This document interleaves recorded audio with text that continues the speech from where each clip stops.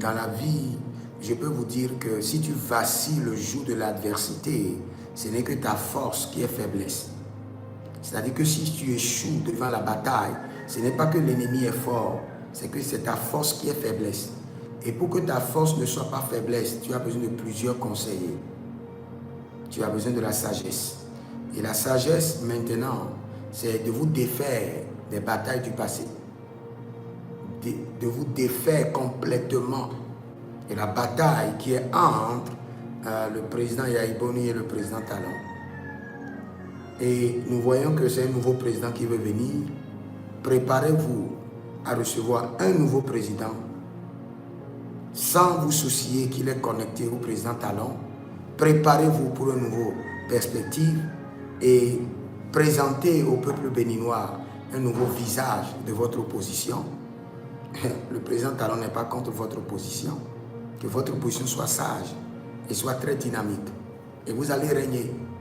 Maintenant, pour le président Henri Koundété, dans le règne de l'esprit en tant que prophète, je vois un écharpe. Et cette écharpe, c'est comme l'écharpe d'un ambassadeur sur lui. Et je sais que c'est un monsieur qui doit régner. Le président Henri Koundété va régner. Je vois l'écharpe royale sur sa vie comme un ambassadeur. C'est ce que je vois en tant que prophète. Mais j'aimerais dire au président Henri Koundété, vous êtes un homme très sage. Très sage. Ne faites pas l'opposition de la haine et de la ruse. Non. Nous sommes dans la vie politique. Et dans la vie politique, la première des choses à chercher, c'est à être l'ami du roi. Ça, c'est clair. Vous allez voir, le jour où Saül a pris la royauté, le jour où Saül, je précise, moi je parle en tant que conseiller des rois. Je ne parle pas en tant qu'un homme politique. J'aime la politique et je ferai la politique. Mais maintenant, je parle en tant que prophète, en tant que conseiller du roi. Et vous pouvez voir le jour où Saül a pris la royauté. La Bible déclare qu'il y a plusieurs personnes qui ne se sont pas prosternées devant Saül et l'ont insulté. Et le camp de Saül a demandé l'ordre à Saül pour les décapiter. Mais Saül a dit, aujourd'hui c'est un grand jour. Écoutez bien ce que je dis.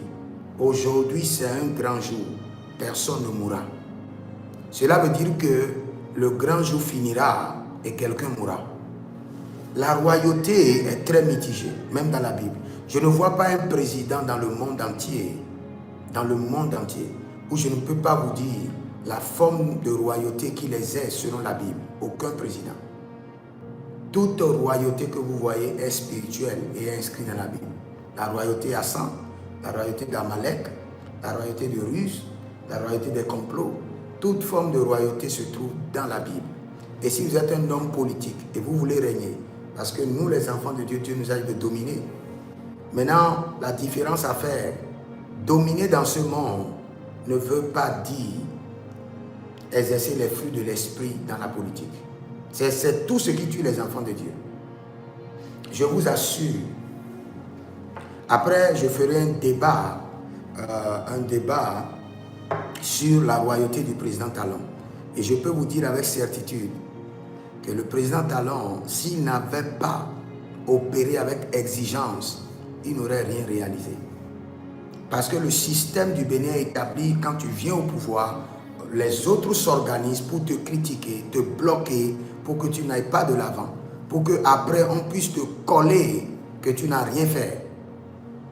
Et comme le monsieur, il était un homme sage, il a compris le système, parce qu'il en a aussi fait partie, il a brisé d'abord ce système pour lui permettre de travailler. Il a mis à sa disposition les politiques qu'il faut pour avancer. Et quand vous êtes nommé dans une société, vous venez à la tête d'un groupe et vous arrivez à identifier les groupes de personnes qui créent la nuisance, qui empêchent les objectifs d'être atteints.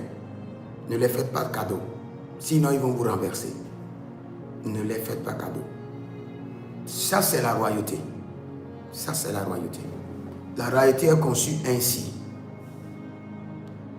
Vous savez pourquoi Caïn a tué Abel? C'est à cause de la royauté.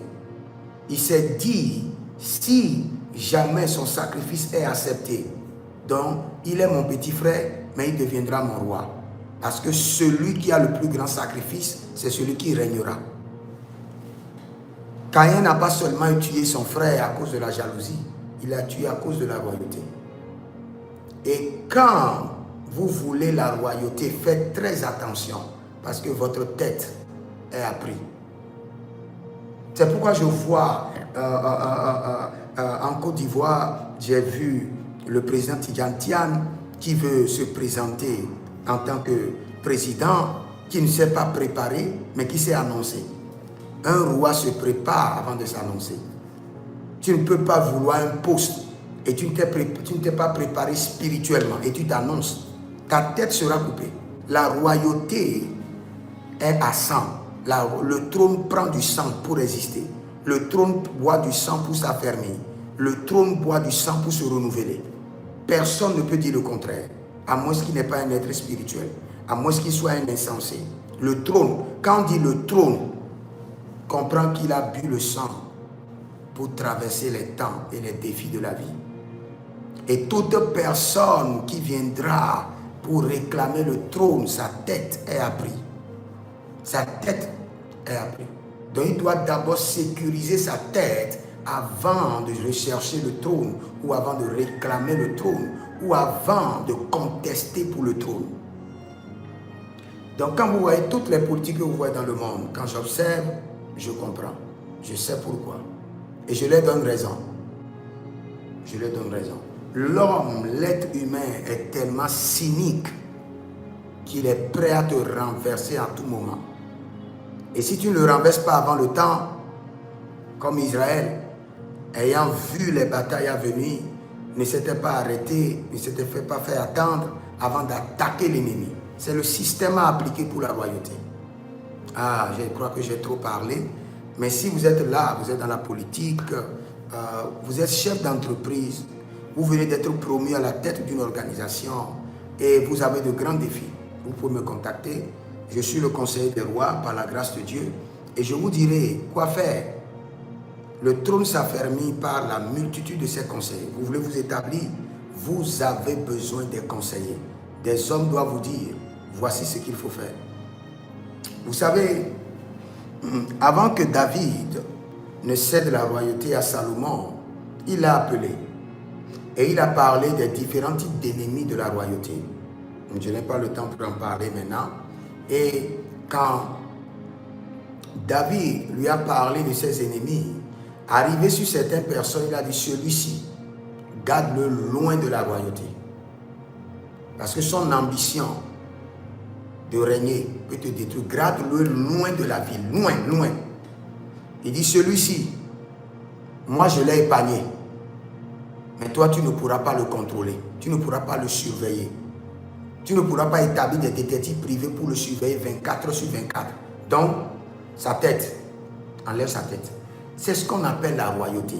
Quand je vois aujourd'hui des gens dire, oh, tel président fait ceci, je leur dis, attention, vous n'avez pas compris. C'est ce qu'on appelle la royauté.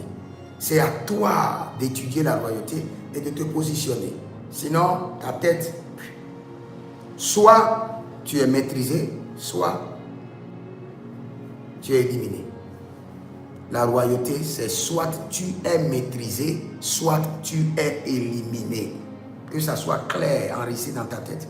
Tu veux le trône, on viendra te maîtriser ou on t'élimine. Et le trône pour lequel on t'a éliminé, prendra ton sang pour s'affermir. Prendra ton sang pour se rétablir. C'est ce qui est grave. Donc préparez-vous très bien avant de vous lancer dans la politique, avant de vous lancer à chercher un poste élevé, à chercher un trône de famille, surtout les trônes de famille. Vous voulez être roi de votre famille. Attention. Est-ce que vous avez sacrifié votre premier fils? La plupart de ceux qui sont des rois ont sacrifié leur premier fils. Peut-être. Tu peux dire, bon, je connais un roi, je connais son premier fils. Quand je dis premier fils, je parle de beaucoup de choses que toi, tu ne peux pas comprendre. Ce n'est pas seulement premier fils biologique. la prééminence a beaucoup de qualificatifs que je ne vais pas expliquer. Maintenant, notez que si vous voulez être roi, vous devez comprendre, maîtriser ou éliminer. Que le Seigneur vous bénisse et vous verrez la gloire de Dieu. Et si vous êtes en ligne, vous voulez une consultation prophétique, écrivez-moi au +33 75 82 600 et en fin de compte 21. Je répète une dernière fois, vous êtes en ligne, vous voulez une consultation prophétique, vous voulez que je vous conseille dans la royauté, vous voulez une délivrance personnelle, une suivi personnel, écrivez-moi au +33 75 82 600 et en fin de compte 21. Et vous verrez la gloire de Dieu. Vous êtes des anges de la bonne nouvelle, partagez et abonnez-vous et likez la vidéo. Écrivez dans les commentaires, l'Éternel a parlé, l'Éternel a agi. Shalom.